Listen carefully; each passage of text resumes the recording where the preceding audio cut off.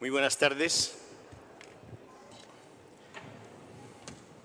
Buenas tardes a todos, a todas los asistentes a esta mesa redonda, que como habrán visto ustedes en el programa, lleva como título genérico El cine como medio narrativo. Esta mesa redonda va a ser la primera parte de una sesión que después continuará con la presentación y algunos comentarios sobre los cortos resultantes de un proceso de elaboración de guiones de cine por jóvenes de países iberoamericanos que después, con jóvenes cineastas de sus países correspondientes, fueron convertidos de una manera interactiva en cortos, 27 cortos, cuyos guionistas, jóvenes guionistas, están aquí y después asistirán también a la segunda parte de la sesión. En esta primera mesa, entonces, contamos con la presencia de tres mujeres que son referentes desde distintas perspectivas en el mundo del cine y que les hemos invitado a que nos introduzcan algunas de las ideas que tienen acerca de las relaciones desde su perspectiva personal, estrictamente personal, y por tanto no tienen por qué ser coincidentes, no solo en contenido, sino en enfoque incluso, acerca del cine, la educación, la infancia, la juventud y todas estas conexiones, y qué es lo que el cine, desde ese punto de vista, nos puede decir, nos puede aportar, puesto que es un lenguaje específico que, como tal, es digno de consideración en un congreso de las lenguas, en la educación y en la cultura. Yo les voy a presentar a las tres mujeres que están conmigo en la mesa y luego ellas tendrán una breve intervención y daremos entrada a preguntas o interacción con el público, con lo que ustedes deseen, sabiendo que tenemos previsto terminar a las 7:15, o sea que tampoco es un periodo excesivamente largo. Desde mi derecha hasta la izquierda, que creo que es el orden de intervención, ¿no? Más o menos. Primero, voy a presentar desde allí. Ahí está Patricia Ferreira, que es directora de cine, realizadora de televisión y guionista de cine y televisión. Es licenciada en Ciencias de la Imagen y en Periodismo por la Universidad Complutense de Madrid. Ha desarrollado una amplia carrera en televisión como realizadora, directora y guionista de series y programas, incluyendo ficción, culturales, informativos y, sobre todo, documentales, como los pertenecientes a las series Todo el mundo es música o Paraísos cercanos, entre otros muchos. Es profesora de dirección de actores en la Escuela de Cine de la Comunidad de Madrid y ha impartido cursos en otros centros. En 1999 dirigió su primera película, Sé quién eres, y su último largometraje es Los niños salvajes, premiada recientemente con la Biznaga de Oro en el último Festival de Málaga. Después está Susana de la Sierra, que pertenece al Ministerio de Educación, Cultura y Deporte, está en el Instituto ¿cómo se llama el nombre? Pone ICA, pero de Artes... Instituto de la Cinematografía y de las Artes Audiovisuales. Gracias, disculpa, Susana. Es licenciada en Derecho por la Unidad de Cantabria, máster en Derecho Alemán y Comparado por la Universidad de Bayreuth, en Alemania, doctora en Ciencias Jurídicas por el Instituto Universitario Europeo de Florencia, profesora titular de Derecho Administrativo y directora del Centro de Estudios Europeos en la Universidad de Castilla-La Mancha. Es especialista en Derecho de la Cultura, en particular del cine y su fiscalidad. Ha sido profesora invitada en las universidades de Oxford y Columbia, en Nueva York, donde completó su investigación sobre la regulación de la cinematografía en el derecho comparado y cuenta con muchas publicaciones en diversos idiomas sobre ese mismo tema. Y a mi izquierda está Gracia Querejeta, cineasta bien conocida, directora de cine, hija de la diseñadora de vestuario María del Carmen Marín Maiki y del productor, bien conocido también, Elías Querejeta, licenciada en Geografía e Historia, en Historia Antigua, y después de terminar la carrera tuvo la oportunidad en 1988 de dirigir Tres en la Marca, dentro del proyecto colectivo Siete Huellas, con el que obtuvo el premio Teatro Arriaga de Bilbao. Posteriormente realizó junto a Nacho Pérez y Jesús Ruiz el documental El viaje del agua, 1990, que fue premio Goya al mejor cortometraje en su edición de 1991, y un capítulo de la serie El hombre y la industria, emitida por televisión.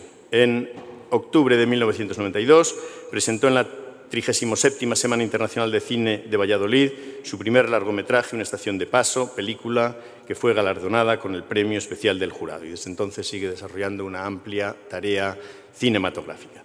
Pues sin más preámbulos, os doy la palabra y después de vuestras intervenciones abrimos la posibilidad de conversación con el público. Muchas gracias. Bien, muchas gracias.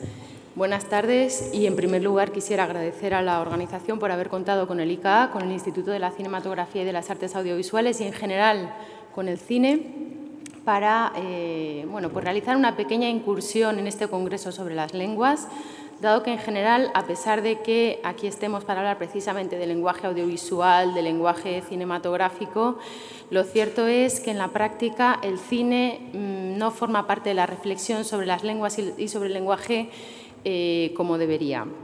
En este sentido, nos felicitamos por esta razón, y para mí es un honor, un placer compartir mesa con dos de nuestras grandes cineastas, con dos mujeres comprometidas, Patricia Ferreira y Gracia Querejeta, que a pesar de sus muy comprometidas agendas procuran hacer hueco pues para echar una mano también en esa tarea de difusión de lo que es el cine, de lo que significa el cine y de esa labor colectiva del mundo de la cinematografía. Ayer coincidimos, fue una casualidad, pero ayer coincidimos las tres en el jurado del Premio Nacional de Cinematografía, que por cierto fue concedido a otra mujer, a la figurinista Yvonne Blake, y el martes, también ha sido una casualidad muy agradable, el martes Patricia Ferreira y yo coincidimos en una jornada, en la primera jornada sobre cine y educación, la formación del futuro espectador, donde precisamente el objeto de debate durante diversas horas fue cómo puede el cine contribuir a la educación y cómo puede la educación contribuir al cine, a la cultura cinematográfica, al desarrollo, a la comprensión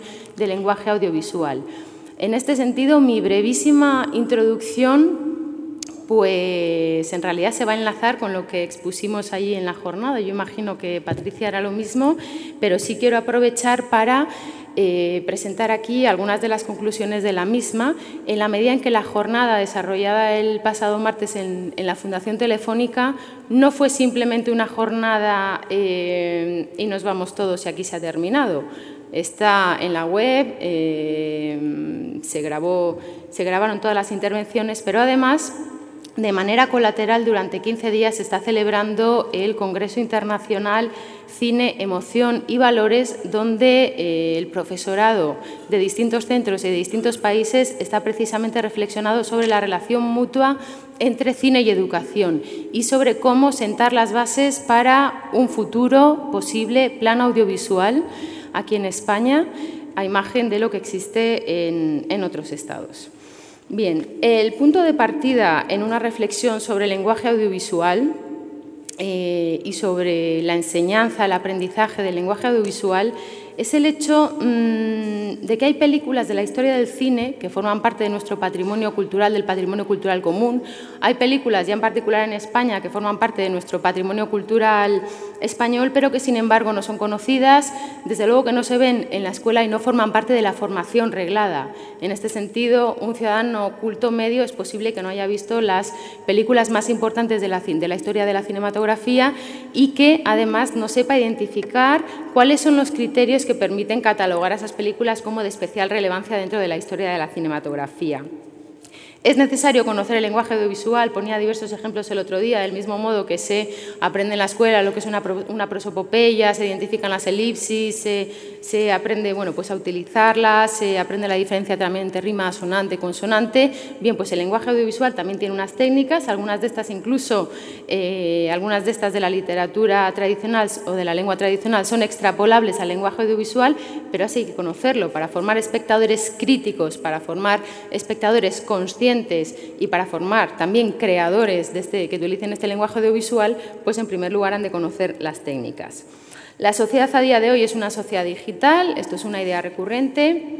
Hemos dejado atrás en cierta manera la sociedad gutenberiana. No quiero decir con esto, ya lo dije el otro día y aquí con más razón todavía, no quiero decir con esto que lápiz, el papel, la tinta ya han dejado de ser parte esencial de nuestra experiencia. Yo también indicaba entonces que yo no puedo prescindir a día de hoy del olor de los libros, del tacto de los libros, pero lo cierto es que tenemos una generación ya de nativos digitales, pertenecen a otro tipo de sociedad y hay que dotarles de otro tipo de instrumentos. En este sentido, el lenguaje audiovisual ha de ser aprendido en la educación reglada precisamente para que estos nativos digitales sean ciudadanos como corresponde de esta nueva sociedad, es decir, tienen que aprender a desenvolverse en este ecosistema.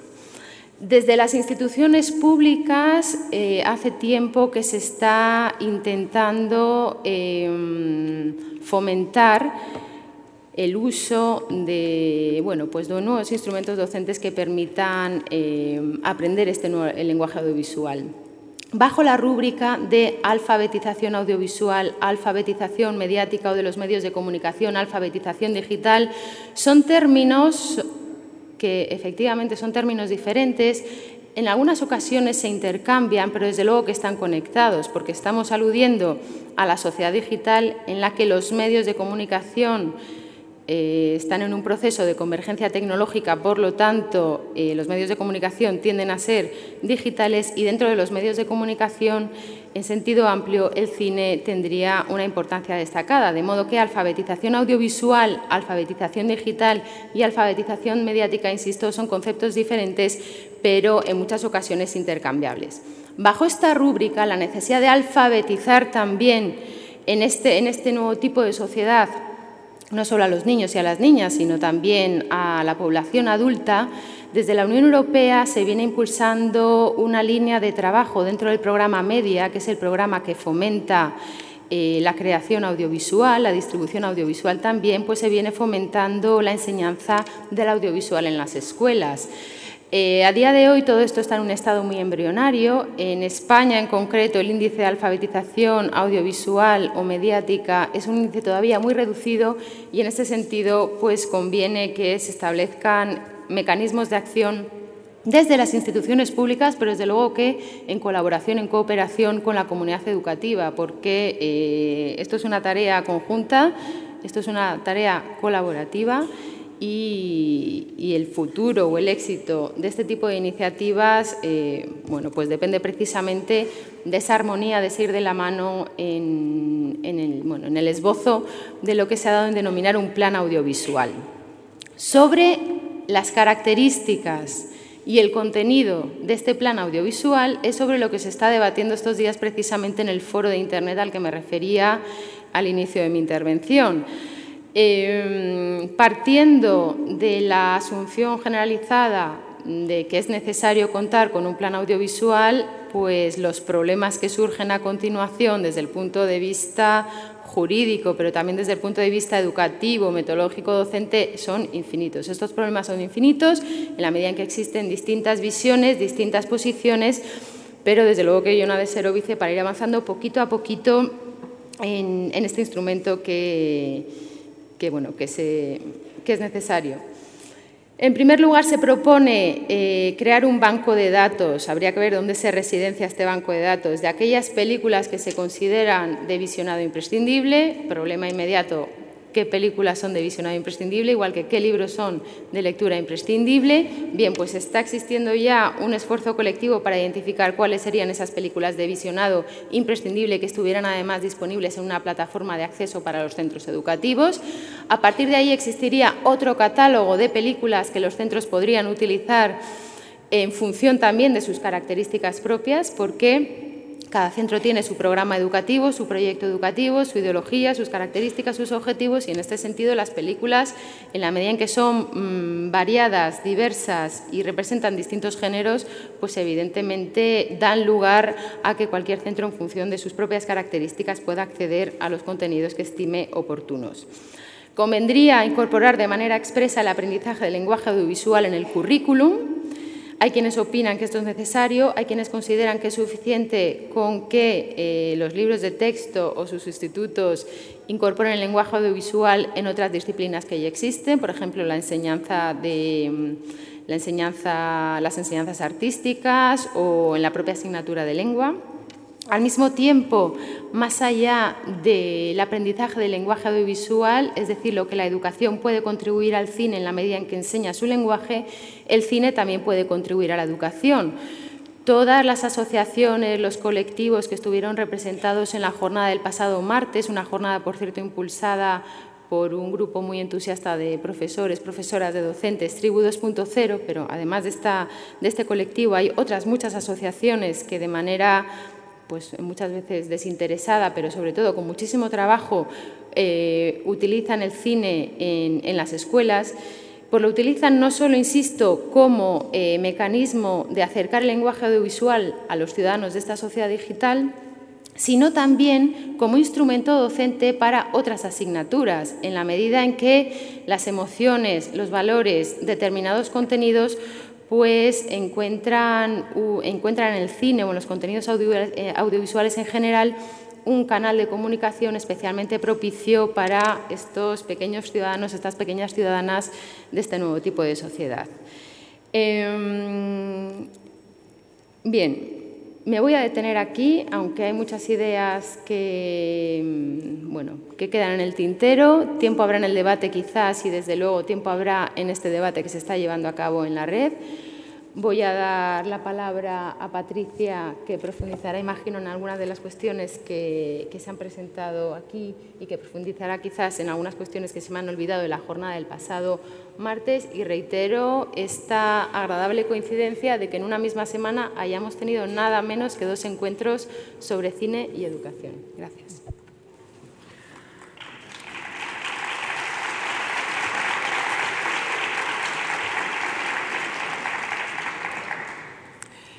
Sí, la verdad es que esa coincidencia sí que es feliz y puede indicar que se está desbloqueando ese tema que a todos nos preocupa, que es cómo conseguir que el cine y el lenguaje audiovisual, leer el cine, llegue a nuestros jóvenes, a nuestros niños, ¿no?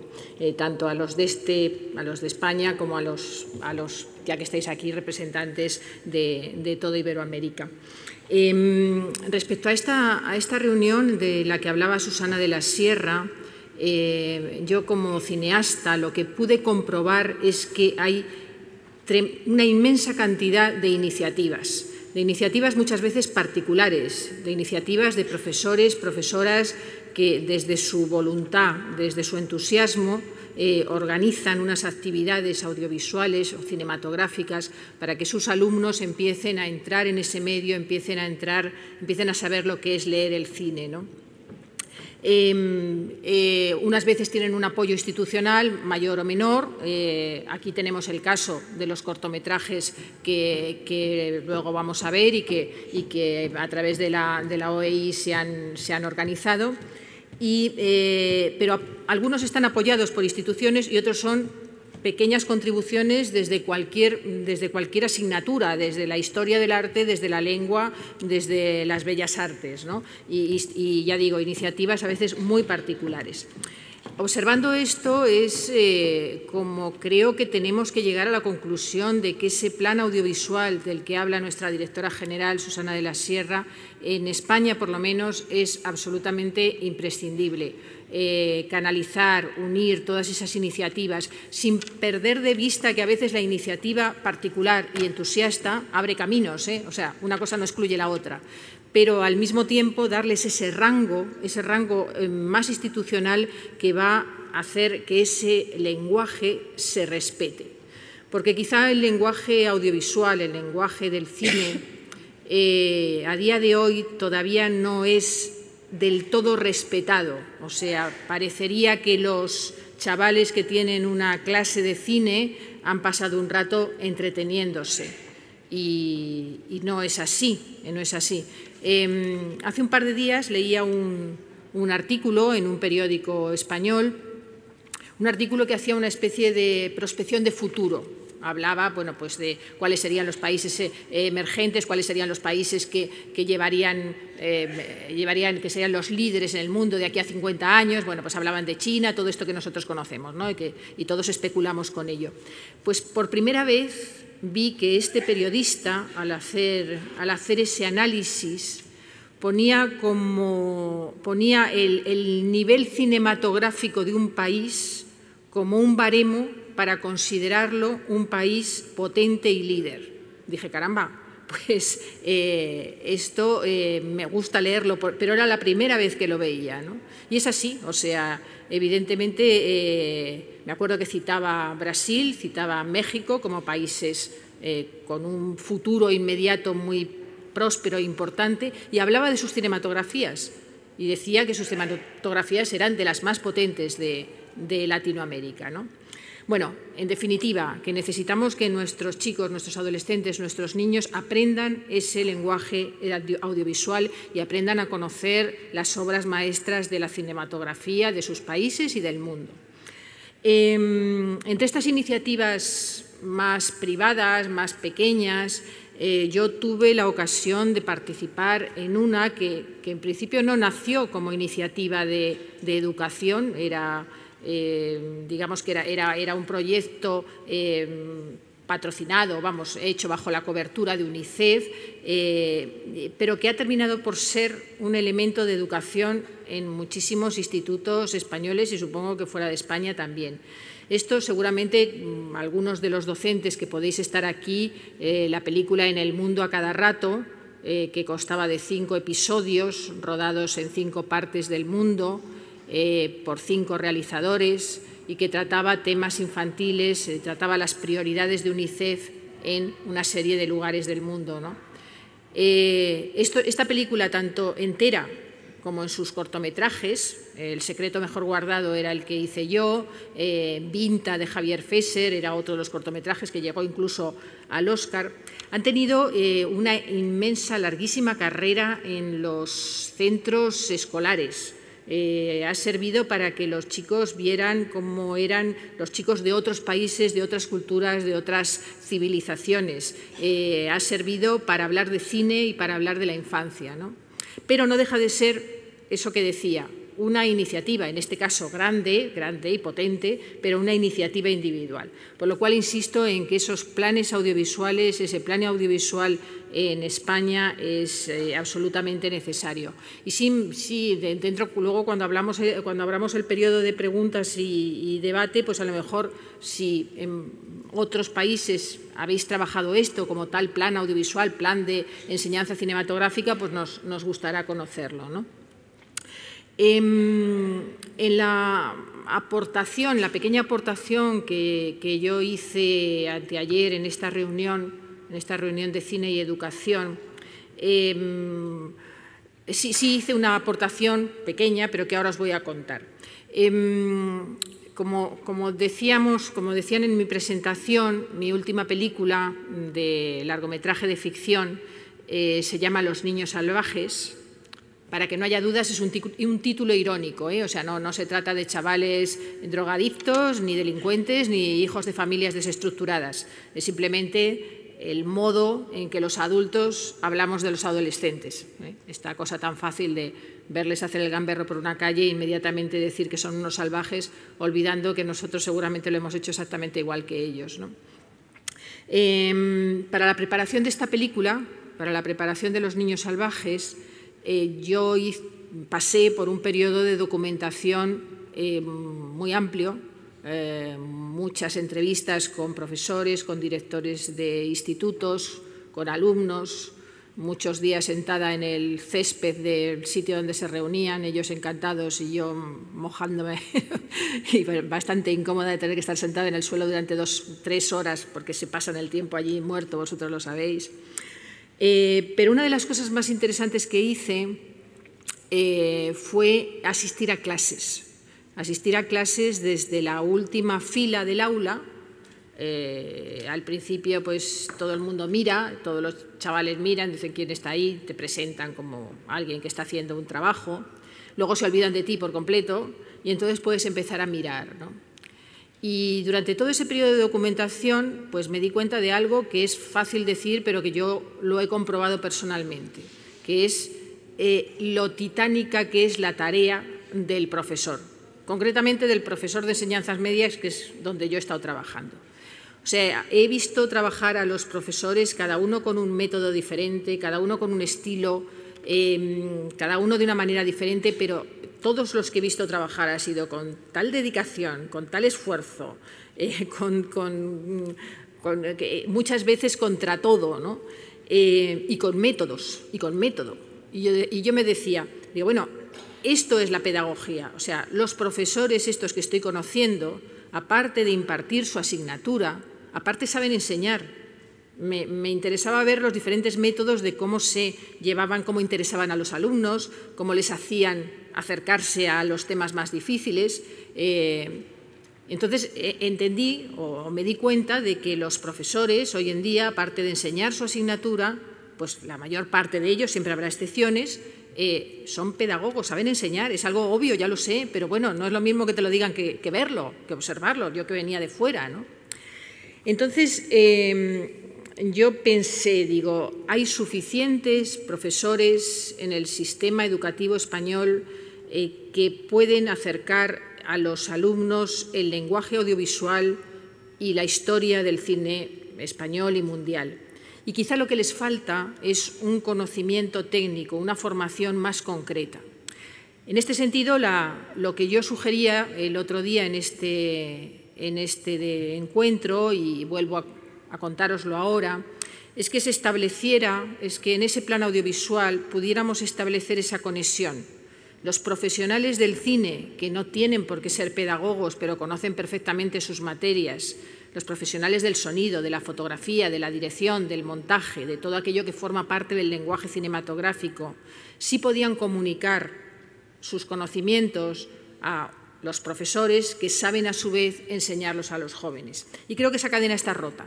O sea que en los programas de formación de profesores que me han contado que existen, los programas de formación en el área audiovisual, los que terminan siendo los enseñantes son otros profesores o de universidades, y yo creo que ahí se ha roto la cadena. Se ha roto la cadena entre los profesionales del cine, los enseñantes y los alumnos. Esto era un poco lo que yo proponía tanto a nuestra directora general como a toda la audiencia que estaba el otro día, y bueno, que se trataba de aportar ideas. Esta es la idea que yo dejo aquí puesta y espero que luego en el debate podamos hablar de esto y de otras cosas. Muchísimas gracias.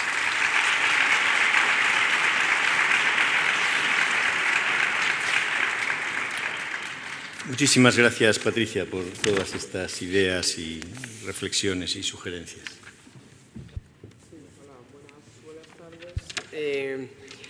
Bueno, yo no he tenido la suerte de poder asistir a esta reunión del martes pasado en el que se habló de cine y educación, ¿no?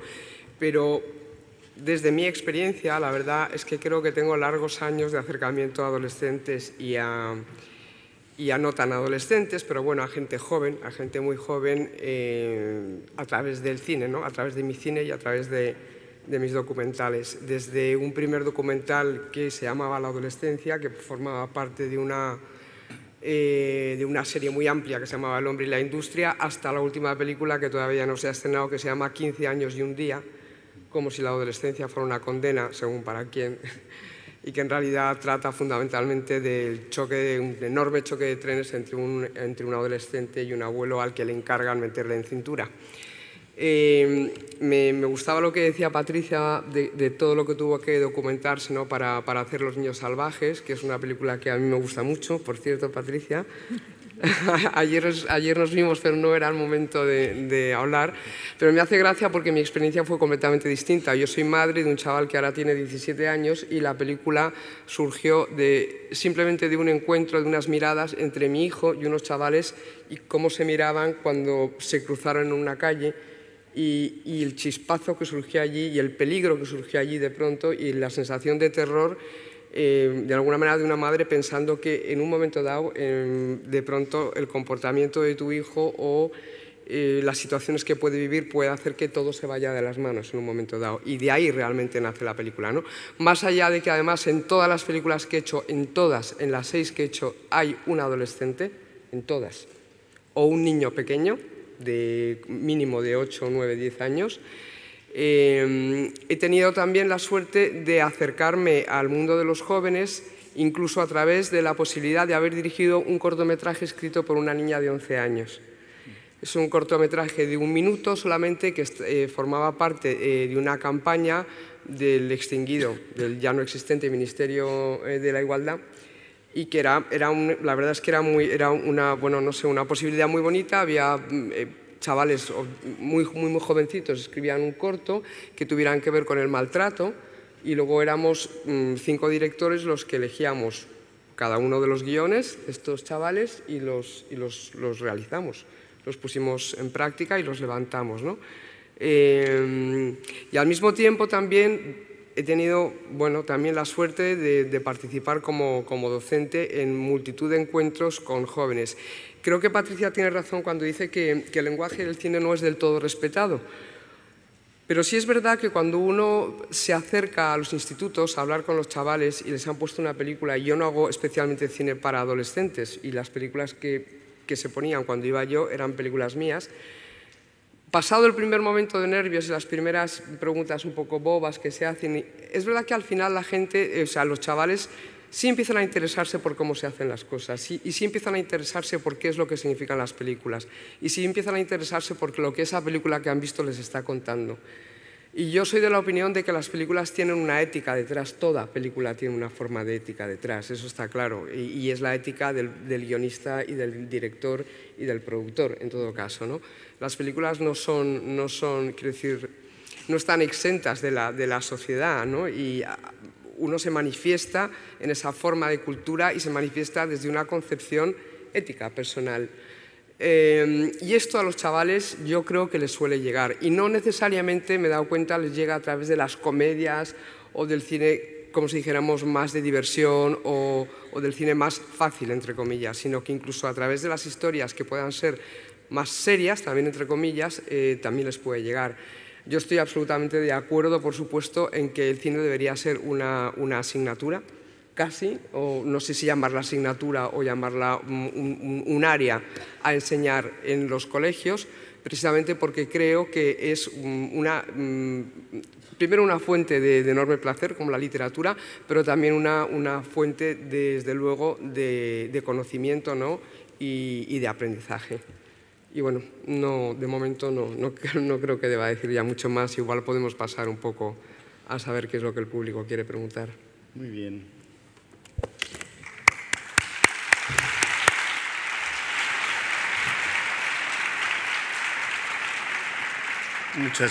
Muchas gracias.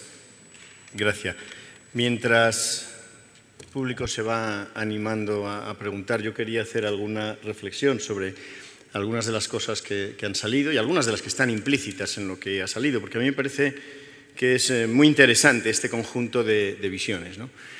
Yo, al contrario que ellas, medio como Susana, aunque de otro ámbito, yo procedo del mundo de la educación, no del mundo de la cultura ni del mundo del cine, ¿no? Entonces yo, como profesor, sí me he planteado muchas veces cómo acercarnos desde el mundo de la educación al cine. De hecho, yo estoy metido en un proyecto de investigación muy bonito que está dirigiendo una colega de la UNED, Alicia Alted, sobre los orígenes del cine y su conexión con la educación en una visión comparativa entre España, Argentina y Uruguay, centrándonos fundamentalmente en la segunda mitad, desde los años 40 por ahí, del siglo XX, ¿no? Y ahí, claro, nos va surgiendo más o menos lo mismo, ¿no? Desde el mundo de la educación nosotros nos acercamos al cine y nos acercamos de distintas maneras, y yo creo que eso aquí ha salido en algunas de las intervenciones, ¿no? Porque nos acercamos al cine como un instrumento didáctico, lo mencionabais algunas de vosotras, para usarlo para distintas materias, para distintas finalidades educativas. Digamos, con una visión que a los cineastas no sé cómo os parecerá, pero que es un poco instrumental en ese sentido, ¿no? Es decir, nosotros pensamos, ¿qué sacamos del cine para poder, digamos, nutrir la acción educativa que nosotros estamos diseñando? Supongo el cine, el cine es mucho más allá, pero a veces nos acercamos con esa visión. No solo con esa visión, aquí ha salido, porque yo creo que es un tema muy importante, hay otro acercamiento al cine desde la educación, que es, habida cuenta de que es un elemento cultural central en nuestra sociedad, cómo facilitamos que los niños y los jóvenes adquieran sus claves, adquieran el lenguaje, sepan adentrarse, sepan disfrutar, como decía Gracia, pero sepan también interpretar, sepan criticar, sepan enfrentarse a una obra cinematográfica con criterio personal, con todo lo que eso implica, ¿no? Las dos vertientes existen desde el mundo educativo. Yo creo que la segunda está especialmente descuidada, me atrevo a decirlo. Desde luego, en lo que yo conozco, sí. Si hay alguien que tiene alguna experiencia y dice, no, pues nosotros hemos hecho, en mi país hemos hecho tal, sería muy interesante conocerlo, pero yo creo que está especialmente descuidada. Es como si diéramos, por supuesto, que el cine, bueno, pues es algo que está dado, y como está ahí y está en el ambiente, pues todo el mundo lo sabe conocer, interpretar, manejar y tal, y no es verdad. No es verdad, es como la literatura, que hay que aprender a descubrirla, hay que gustarla, hay que... Bueno, si eso pasa con otras cosas en la vida, pues cómo no va a pasar con estas, ¿no? Pero claro, luego hay la otra visión, que es la visión desde, digamos, del acercamiento desde el cine hacia la educación, ¿no? Porque claro, yo entiendo de lo que Gracia estaba diciendo, de lo que Patricia estaba diciendo, de muchas más cosas que podemos decir, el mundo de la educación, el mundo de la infancia y la juventud más amplio, en sentido más amplio, pero el mundo de la educación pues tiene cierto atractivo, por lo menos para algunos cineastas, como objeto de creación, ¿no? Y es verdad que desde el mundo educativo a veces eso pues lo vivimos de una manera ambivalente, porque a veces decimos nos sentimos reflejados, no nos sentimos reflejados, más allá de la creación que implica, ¿no? Y me parece que ahí hay una reflexión interesante. Claro, todos hemos visto obras pues que han tenido un enorme impacto. ¿Para qué hablar, por ejemplo, del Club de los Poetas Muertos, ¿no? Una recreación que algunos profesores dicen, pero es que el mundo de la educación no es así. Y sin embargo, desde el punto de vista cinematográfico, no cabe duda que fue una película que tuvo un enorme impacto, ¿no? Hay otros ejemplos, desde españoles hasta otros lugares. Todo empieza hoy, o esas que son más centradas en el mundo educativo, pero más creativas de otro estilo, pues La mala educación de Almodóvar. Es decir, hay muchas películas que están centradas en el cine en la educación como objeto de creación. Y a mí me parece que esa es una vertiente muy importante, y haberte, por lo menos, atisbado algunas cosas a través de lo que Gracia y lo que Patricia dicen, de cómo un cineasta se enfrenta a ese mundo, ¿no? Y luego está lo que algunos, en distintos momentos de la historia, e incluso en la actualidad, pueden plantearse, no solo de utilizar la educación como un objeto de creación cinematográfica, sino incluso de utilizar el cine como instrumento educativo, no instrumento didáctico en el aula, sino como instrumento educativo. Y no cabe duda que hay películas que tienen una intención educativa, en el sentido, por lo menos, de llamar la atención sobre algunas cosas, no digo del modo tan simple de sacar una moraleja, ¿no? Pero de impulsar un debate, una reflexión, bueno, todos no hemos visto, pero yo por lo menos he tenido ocasión de ver pues, las películas que se hicieron de las misiones pedagógicas en la Segunda República y luego cómo se difundían, y era una muestra de cómo el cine era utilizado como instrumento didáctico, al mismo tiempo la propia filmación de aquello se utilizaba como un instrumento educativo para la transmisión de la cultura. Está clara, esa era la misión evidente, ¿no? En otros casos no está tan clara, ¿no? Y entonces yo ahí sí que yo por lo menos me atrevería a formularos la pregunta que en alguna cosa habéis avanzado, de hasta qué punto creéis que en el fondo son códigos distintos el del cine y el de la educación, y cada uno tiene que trabajar desde lo suyo y no preocuparse por más, o en qué medida creéis que desde vuestro punto de vista hay algo que lo que vosotros hacéis creéis que sí que puede tener interés educativo y que, por tanto, alguna vez os ha inquietado o no, o simplemente no, creéis que vuestra tarea creadora es de otro tipo, ¿no? Es que yo creo que eso tiene que ver con lo que yo decía de que toda película tiene una ética, tiene una forma de ética. Entonces, yo no me planteo, desde luego yo personalmente no me planteo así, per se, tengo que enseñar algo.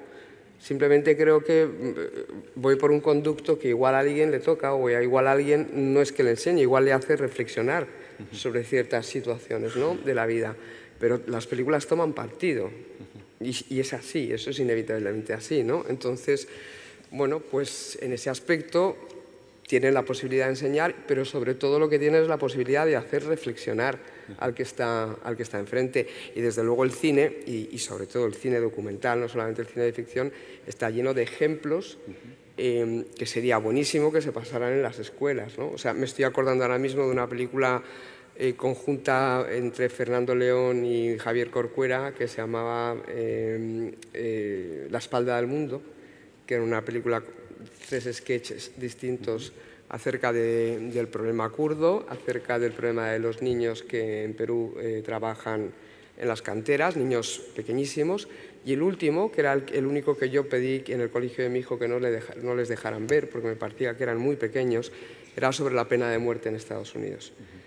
Entonces, quiero decir, por supuesto que eso también tiene una ética y que estaba colocado en un determinado lugar en contra de todo aquello y no a favor de todo aquello, eso está claro. Pero independientemente de eso, no sé, ¿no?, como vía para enseñar qué es lo que está pasando también en nuestro mundo, desde luego el cine es un arma poderosísima y de hecho siempre se ha dicho, aunque yo no sé si estoy del todo de acuerdo, pero siempre se ha dicho que una imagen vale más que 1000 palabras, ¿no? Entonces, ¿por qué no utilizar el cine como forma para educar, no solamente para divertir?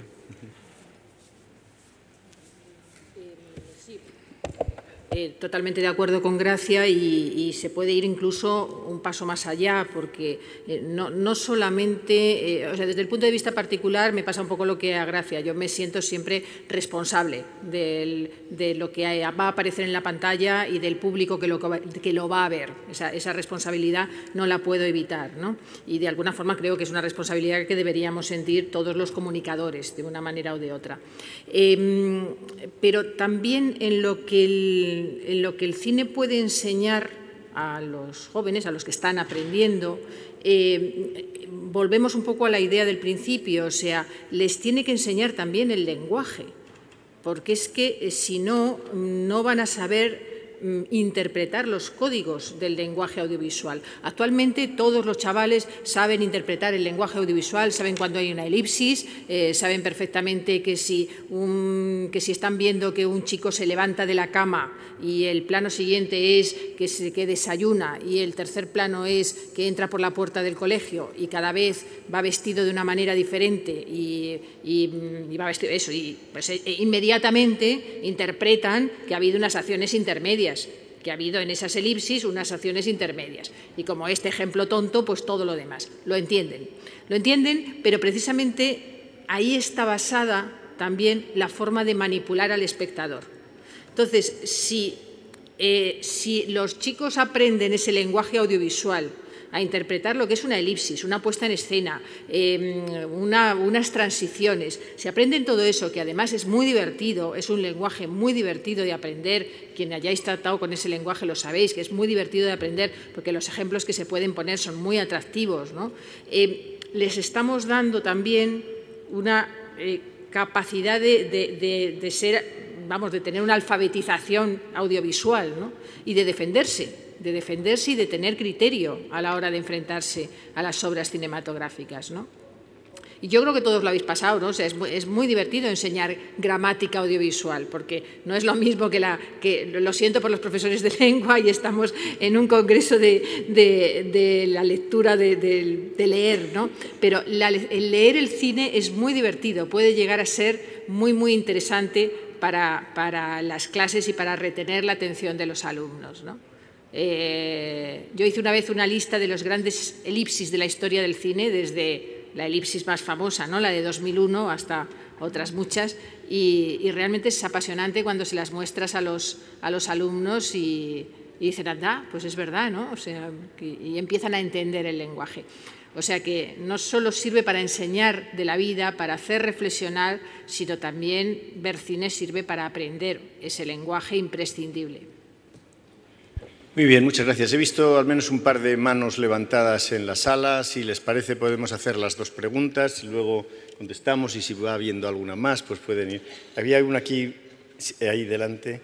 No sé si tenemos micrófonos. Yo no. ¿Están allí las chicas?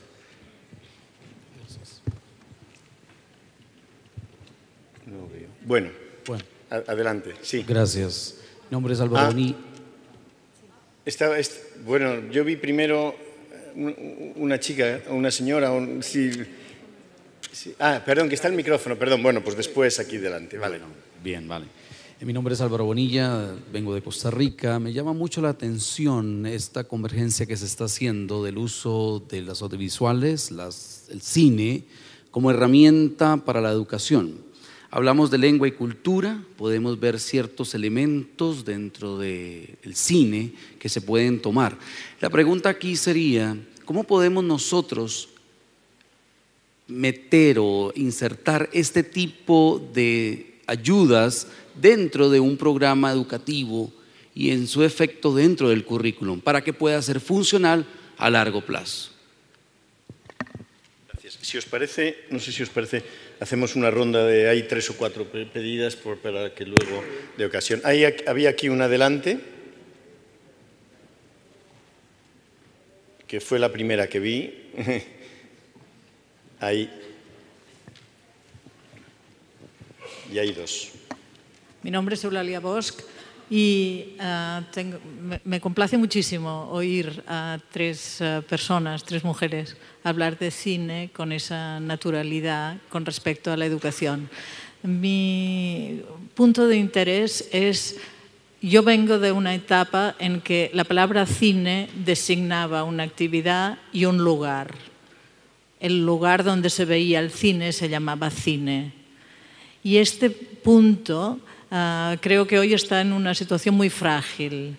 Es verdad que hoy hay la posibilidad de crear películas en otro entorno, por ejemplo, el entorno del arte contemporáneo, que hace mucho experimento sobre la digitalización del cine y sus formas de presentación. Pero también es verdad que esas películas fundamentales que darían una alfabetización básica al conjunto de la población, vienen muchas de ellas de la etapa en que el cine estaba pensado para ser visto en el cine. Y entonces resulta que hoy los cines se van cerrando, por lo menos en mi tierra, se van cerrando y las películas se ven de cualquier manera, dicho entre comillas, en las escuelas. Y a mí esto me parece garrafal, porque entonces empezamos a decir cosas tales como leer el cine. Nos traemos el cine a nuestro lenguaje de escuela, mientras que el cine no se lee, se ve, se visualiza. Uno queda subyugado por el cine y luego habla y lee y escribe. Pero cuando nos lo llevamos todo al cole, nos pasan 2 cosas. La responsabilidad pasa a ser siempre de los maestros, que tienen algo más a hacer.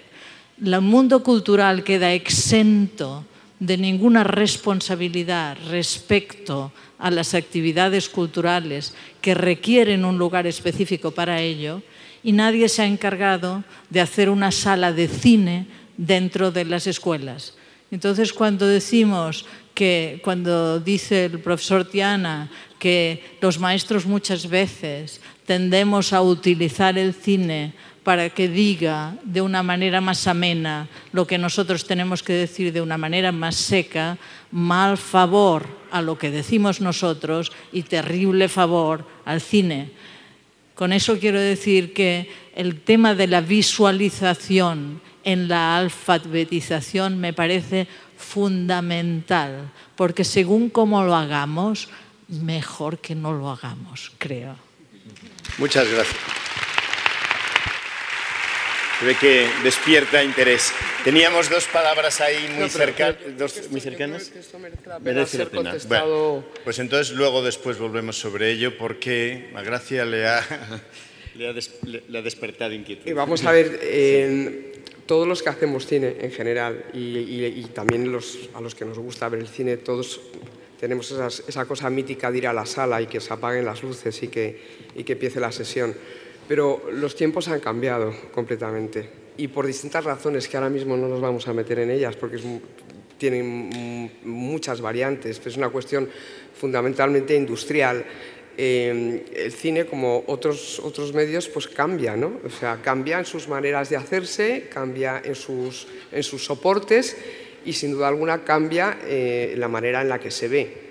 Pero eso no significa en absoluto que los contenidos tengan que cambiar. Nada de eso tiene que variar. Y de hecho, si existiera voluntad política de que el cine se acercara a las escuelas, no es tan complicado, de alguna manera, montar un pequeño lugar en el que ver las cosas con oscuridad. No es tan difícil, es muy fácil. Lo que es muy difícil es tener un proyector a la antigua y una pantalla como esa. Eso sí es muy complicado, pero por lo demás no. Quiero decir, el cine no varía porque su formato sea distinto. Yo no sé si Patricia ha rodado la última película en digital. Yo no la he rodado, pero por la simple razón de que el productor tenía una cámara todavía de 35 y estaba empeñado en rodar en 35, si no la hubiera hecho en digital, y la película no hubiera variado absolutamente nada. En todo caso, sería una cuestión de matiz visual, pero lo que de verdad importa de las películas, que es lo que cuentan las películas, lo que cuentan por dentro, y ese matiz visual no es demasiado importante en general, salvo que sea un tipo de cine muy, muy particular. Da igual el soporte en el que se hagan. O sea, lo que yo creo que no es demasiado bueno es que nos encerremos en pensar en que si el cine no se ve como se veía hace 10 años, o hace 5 años, o hace 30 años, o hace 40 años, hay algo desvirtuado por medio. Porque entonces estamos condenados, absolutamente, totalmente condenados. Otra cosa es, perdón, que igual es lo que a usted se refería, otra cosa es que es verdad que si queremos acercar el cine y el audiovisual en general a las escuelas, igual hay que fomentar el que se vea de una determinada manera. Pero eso, insisto, no creo que sea ni siquiera excesivamente caro. Muy bien. Toda la mesa me reclama decir algo, así que adelante. Evidentemente, quiero decir, no puedo estar más de acuerdo con la persona que ha hablado, Eulalia Bosch, en que el cine tiene que verse bien. Y fíjense ustedes lo que nos importa eso a los directores, que hemos cuidado hasta el último detalle de nuestra película y queremos que se vea y se oiga tal como la hemos hecho. Pero evidentemente es que están surgiendo, como dice Gracia, sistemas de proyección estupendos que no son tan caros. En la reunión del otro día alguien dijo una cosa que era como muy obvia, pero nadie había caído en ello. Dijo, ¿cómo no? Pues claro que debería haber salas de cine adecuadas, pequeñas, lo que sea, no con unos proyectores de 35, evidentemente, salas de cine en los colegios. Dice, no hay gimnasios, o sea, para hacer gimnasia necesitamos un aula especial, para dar música necesitamos un aula insonorizada. Bueno, pues si nos tomamos en serio la enseñanza del cine, tendremos que tener una sala adecuada para ello. Estas cosas que decimos, pues claro, pero es que tenemos que ponernos a pensarlas y en ese momento empezaremos a tomárnoslo en serio, ¿no? Bueno, eso quería decir que sí, claro que nos importa muchísimo verlo, claro que nos importa verlo en las mejores condiciones, pero hoy en día se puede ver en muy buenas condiciones con muchísimo menos esfuerzo que antes. Bien, en relación con esta última pregunta, que también me parece muy pertinente y suele ser recurrente, de hecho, en este tipo de debates sobre cine y educación, comparto lo que decía antes Gracia Querejeta, es decir, los tiempos han cambiado y hay que adaptarse también a los nuevos tiempos. Y en este sentido, dentro de la educación, el lenguaje audiovisual, pero no solo el lenguaje audiovisual, pues probablemente también que haya que educar sobre cómo ver el cine en esos nuevos formatos. Cómo ver el cine, cómo acceder a la cultura, en particular al cine, en condiciones razonables en Internet, etcétera. Pero el visionado de películas en sala, yo sé que hay opiniones discrepantes, pero a mí me parece una experiencia estética imprescindible que yo espero que perdure, a pesar de que, por desgracia, es cierto que muchas salas se están cerrando ya desde hace tiempo, pero es una experiencia estética imprescindible, es una experiencia cultural, educativa. Y dentro de estas iniciativas particulares que tratan o van a tratar de ser plasmadas en un plan audiovisual, no solamente se encuentra la vertiente de acerquemos el cine a las escuelas, sino también acerquemos las escuelas al cine. Del mismo modo que se programa una visita al Jardín Botánico, al Museo pues, de Pintura de la localidad correspondiente, pues organicemos, o al teatro, organicemos también una visita a la sala. Todo eso tiene muchos problemas de índole práctica, que si aquí hay tantos profesores pues lo sabrán, que hay que alquilar el autobús, es decir, luego entramos pues en la realidad cotidiana de quien tiene que llevar a cabo la actividad educativa, que tiene que además convencer a la dirección de su centro educativo de por qué organiza esa actividad, de que no solamente es entretenimiento, que hay un programa educativo detrás, un programa cultural detrás, etcétera.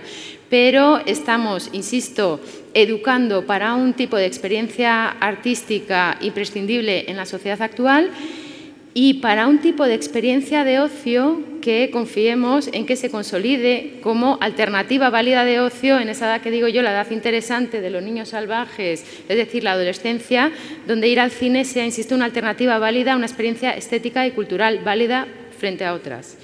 En cuanto a cómo incorporar todas estas ideas en el currículum para hacerlo funcional, pues a ello me refería muy brevemente antes. Existen distintas alternativas, o bien introducir una competencia, una asignatura específica sobre el lenguaje audiovisual o audiovisual en las escuelas, o trabajarlo, como se está haciendo a día de hoy, como objetivo transversal en distintas asignaturas. La transversalidad del audiovisual, como de la igualdad, como de cualquier otro objetivo transversal, tiene el peligro de que se diluye, es decir, en la medida en que no esté identificado como un elemento específico, una asignatura, una materia, una competencia específica dentro de un programa educativo, pues se va a diluir y, por lo tanto, su visibilidad va a ser mucho menor. Pero digamos que existen estas dos variantes. Yo sería partidaria de introducirlo con nombres y apellidos, pues como materia propia probablemente, sin que yo sea óbice para utilizar el cine de manera instrumental, no me gusta este término, pero bien, de manera instrumental para ilustrar los temarios pues, de otras materias. En este sentido, la Revolución Francesa se puede explicar a la manera tradicional, ilustrándolo con documentos de la época, con textos de la época, o con algunas de las magníficas películas que se han rodado sobre esta época. La última que se me viene a la memoria es Adiós a la reina, que además es una perspectiva muy, muy, muy particular, pero yo creo que refleja muy bien los momentos convulsos que vivió la monarquía en aquella época. Y por último, la intención educativa del cine, yo me iba a remitir, como la propia Gracia ha hecho, a su propia frase, es decir, todas las películas tienen una ética, consciente o inconscientemente, y la intención educativa, pues intuyo que es aquella que tienen quienes tienen una ética consciente, es decir, tendrá intención educativa una persona concreta, un cineasta concreto, que desarrolle ese proyecto en su película, como un escritor concreto que tenga esa intención en su libro. Y en esta intención educativa en sentido amplio, el cine yo creo que es un instrumento perfecto, precisamente porque es el medio de esta sociedad digital, es el instrumento perfecto para acercarnos a otras realidades, a otras identidades, es decir, a la educación en sentido amplio, a otras culturas, y en un foro como es este foro iberoamericano yo creo que conviene resaltar esto de manera especial. Muchísimas gracias. Como les decía al comienzo de la sesión, teníamos un tiempo bastante tasado y hemos llegado al final. Yo tengo que pedir disculpas porque había algunas palabras pedidas. Sé que esto abre boca y que además es un debate muy interesante el que se abre y que hay muchas más cosas que decir. Pero en cualquier caso, yo lo que quiero es agradecer muy sinceramente, y además ellas saben que por motivos de especial fuerza quiero agradecérselo especialmente, su contribución de esta tarde. Hemos tenido 3 voces de 3 mujeres que tienen cosas que decir, como decía ayer el expresidente Samper, que tienen cosas que decir sobre el cine, y la verdad es que yo creo que eso ayuda también a que los que estamos en el mundo educativo escuchemos cosas de otro lado que siempre nos enriquecen. Así que yo termino dando las gracias a Gracia Querejeta, a Susana de la Sierra, a Patricia Ferreira y pidiéndoles un fuerte aplauso para ellas.